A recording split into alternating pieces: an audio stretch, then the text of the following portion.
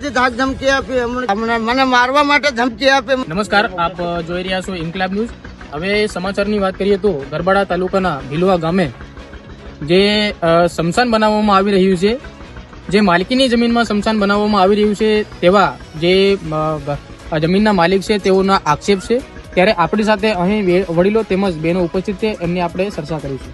કાકા, તમારે શું બનાવ બન્યો છે? આ એવું છે સાહેબ, અમારે સમસાન ભાંગતોડ કર્યું, અમને કોઈ ખબર નથી. એટલે તમને આ બળજબરીથી આ સ્મશાન બાંધવામાં આવ્યું? હા, બળજબરીથી ગામ લોકો બધા ભેગા થયા. અમને કોઈ માહિતી છે નથી, અમને કોઈ કીધું નથી. ખેડૂત કોણ છે કોણ નહીં એ પણ પૂછ્યા નથી. અમને આ ખેડૂતનો માલિક કોણ છે એ બી ખબર નથી.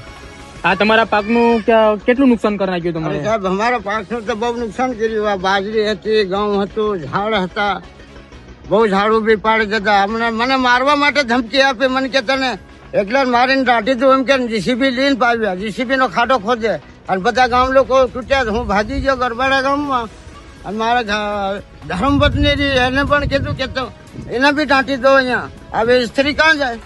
અને લાકડા રહ્યા અમે ગામવાળા થઈને બધા પાડી દો. એટલી બધી ધાક ધમકી આપી. અમને કે ગૌશરણની જમીન નથી, ગાંવતલની જમીન નથી. ગાંવતલ નહીં જમીન હોય તો અમે આપી શકીએ. આ તમારી માલિકની જમીન છે એમ તમે કહેવા માંગો? હા, અમારી માલિકની જમીન છે. હા, છતાં પણ તમને બળજબરીથી આ લોકો બનાવવા માટે બળજબરીથી તમને હેરાન કરે છે? બળજબરીથી સરપંચ આવ્યા હતા, તાલુકા પ્રમુખ તરીકે હતા એ પણ આવ્યા હતા, એમના સભ્ય આવ્યા હતા, ગામ લોકો આગેવાનો 4 થી 5 ફળિયાના આખું ગામ ભેગું થયું. તો અમને કોઈ પૂછ્યું નહીં, કોઈ કે તમને આવી રીતે કરશું કે આવી રીતે તમારી પાસે જમીન લેશું.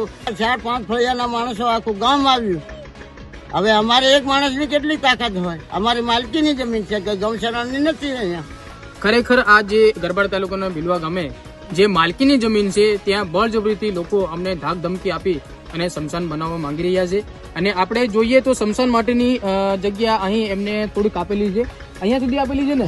અહીંયા સુધી એમને કંઈક માલકીની જમીન પણ એમને આપેલી છે અહીંયા સુધી.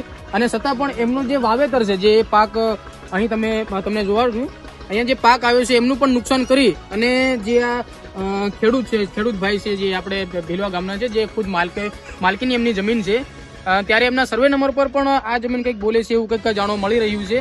આપણે બતાવીશું કે અહીંયા જે વાવેતર છે, જે એટલું બધું નુકસાન કરી અને છતાં પણ આ લોકોને બળજબરીથી ધાક ધમકી આપે છે, મારવાની ધમકી આપે છે અને ગામના લોકો પણ તૂટી પડ્યા છે એવું સાંભળવા આવ્યું છે.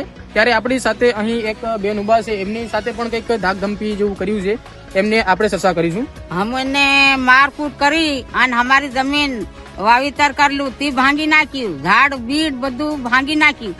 તમને મારીને અહીંયા દાટી દેવાનું છે એમ કે મને. કોને તમને આ ધાક ધમકી આપી? ગામના એમાં સરપંચ કોઈ હતા તમારી પાસે? સરપંચ હતા. હા, કોણ હતા બીજા ધાક ધમકી આપતા હતા? આખો ફળિયા આવી પડ્યો. આપણે સાંભળ્યું કે ખરેખર આ તદ્દન ખોટી બાબત છે. આવી રીતે ધમકી આપી અને જે આ ગરીબોની જમીન ઉપર એ લોકો રાજ કરવા માંગે છે, એ ખરેખર તદ્દન ખોટું છે. એટલે આપણે આ બાબતે એટલી ચર્ચા સરકારને કરીશું કે અહીં તમે માલકીની જમીન છે કે ગૌશરણની જમીન છે એવી તપાસ કરો અને પછી આગળની કાર્યવાહી તપાસ કરો. તંત્રને અમારી એટલી જ માંગણી છે કે અહીં આવી અને સર્વે કરો. Thank you.